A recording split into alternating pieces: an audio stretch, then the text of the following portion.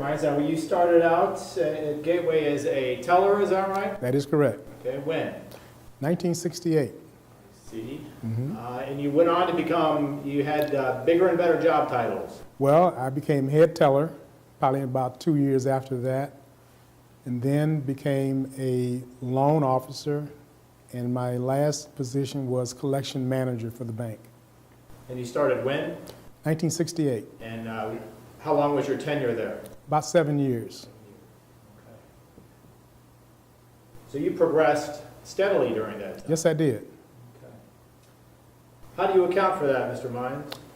Well, it didn't hurt that the executive vice president of the bank was a fraternity brother, but more importantly, I had a very good interview with the gentleman who was in charge of the loan department at the time that I applied for a loan. And he asked me if I would consider a job at the bank, and at that time I said yes. And I had an interview with the executive vice president, Island Owen Funderburg. Took an exam that very day, and I was hired. Why did you apply there initially?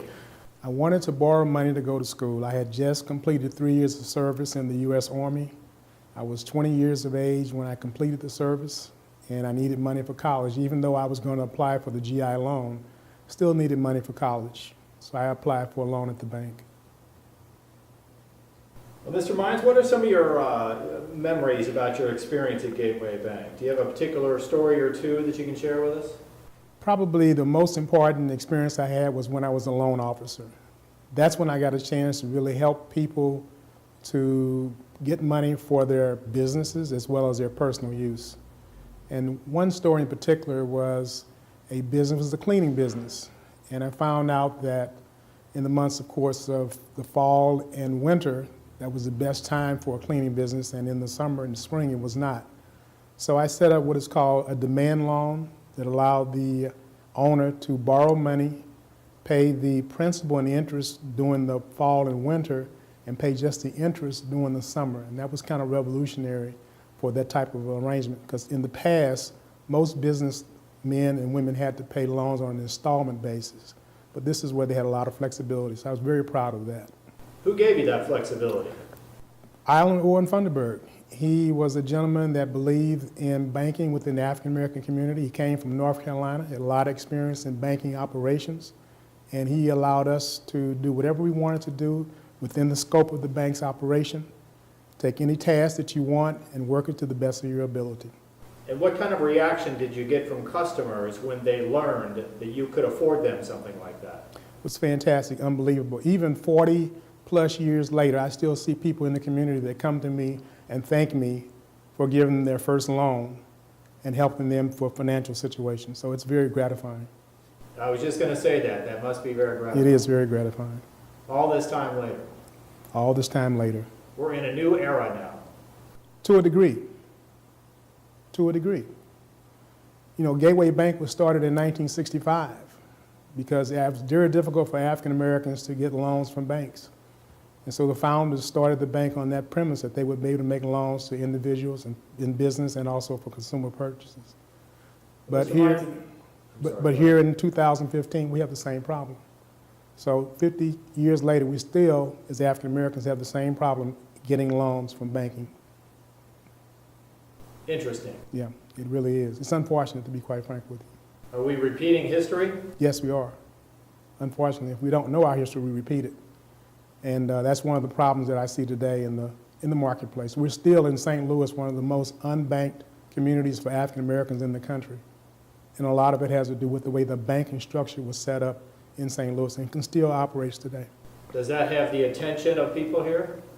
To a degree. Some of the organizations are trying to do something about it, but for the most part, the non-traditional financial places, such as your cashing places, payday loans, they're making a lot of money because people are not aware of it. Well, we've touched upon this, Mr. Mines. Well, what was personally for you of greatest importance regarding Bank Gateway and its role in the community here? Financial literacy. It was then and it's also now. Helping people to establish checking and savings accounts, understand the value of loans, understand the value of paying back loans. So financial literacy continues to be a challenge for a lot of people. And I think it's so important today to have that kind of information available to everyone. Were you surprised when you heard the bank would close? No, I was not. The assets of Gateway National Bank in 1965, when it first capitalized, was about $65 million. When they closed, many, many years later, it was virtually the same amount. So it had not progressed any. So I wasn't surprised. Disappointed, but not surprised. That scenario does not work for a bank. No, it does not. I mean, most banks today make money from fees. They make money from interest. But unfortunately, Gateway National Bank was not a bank that allowed an opportunity to get a lot of fees. And I think the most important point was this. At the time that the larger banks were beginning to merge and acquire other banks, Gateway National Bank was not one of those banks that they acquired. So they kind of treated them like a stepchild, a family reunion. Why was Gateway not among those that was considered? I think because the consumer base was primarily African American, and the majority banks did not want to have anything to do with that community. And to give you a good example, Mound City Bank was less than a half a block, maybe 2 blocks away from Gateway National Bank, and it had a major account with General Motors, which had a plant right on Natural Bridge and Union. And Mound City Bank, which was predominantly white bank, had a demand account for check cashing, which meant that thousands and thousands of dollars every week went to that bank to cash checks. Gateway Bank never got any demand deposits, and that was one of the problems.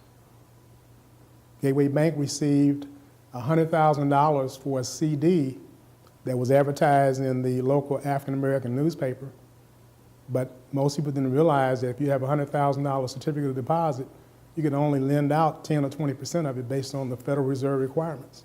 So it wasn't going to be able to stay around long. Plus, you had to pay interest to the General Motors. So it was a tough situation. You said you weren't surprised. How did you feel about the news that the bank would close? Actually, I was disappointed because of the fact that there were some African American men and women who were trying to acquire the bank. They were going around to various potential investors, to try to get them to purchase the charter. And nothing happened. And then the bank was sold to a group of businessmen who used it for predatory lending because they needed the bank charter for that purpose. And so it was not surprising, but very disappointing that it went that way.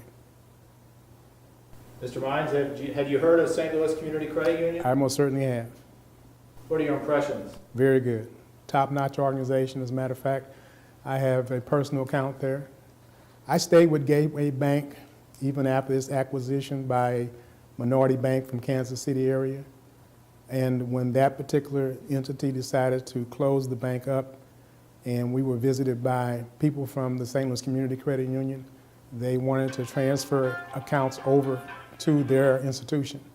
And I was fortunate enough to be able to get an account transferred over to them, and I've been very impressed with their efforts to really connect with the African American community in particular. You said top notch. Yes.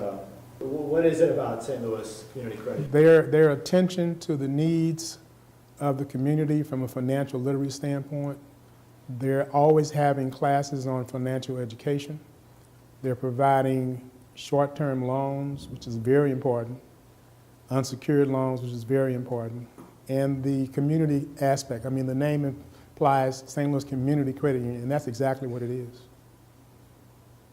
Financial literacy remains a priority for you. It's a very big priority.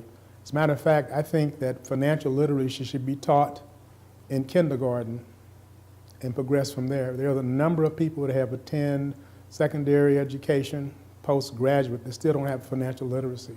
And that's one of the problems we have today.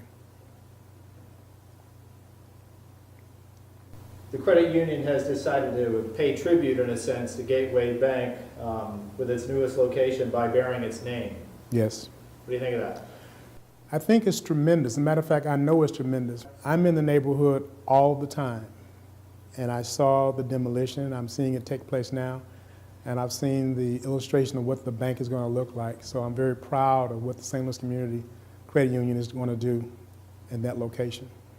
There's a lot of goodwill that goes with that, because that's an establishment that's been around for a long time. It's really an anchor in the community. So it's a great move on their part. And not only building there, but keeping its name in some capacity. By all means, by all means. You can't ask for any better legacy than someone to continue to carry it on like that. That's going to mean something to a lot of people. It's going to mean quite a bit to a number of people. I've always wanted to have some relationship with a financial institution that understood the market that I serve, and they do a tremendous job of that.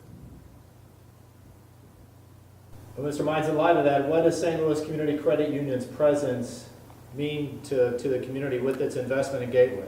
Well, I think number one, they're going to deal with the financial literacy piece.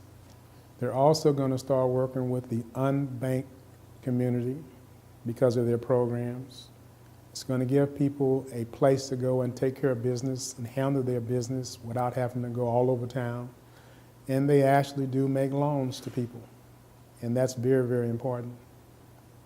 I'm astounded by the movement of financial institutions away from signature loans that just help people to get from one paycheck to another, but is much needed. That would be a big help to a lot of people. Let me also say this, that having an institution like the Community Credit Union, which I've always been a fan of, I understand what it's all about. It's owned by the customers and the, quote, shareholders, if you will. It takes on a different attitude than, quote, a commercial bank. But because it feels like a commercial bank and acts like a commercial bank, you get the advantages of all of that, and that's very important. So I think they're doing a tremendous job in all aspects of financial wherewithal.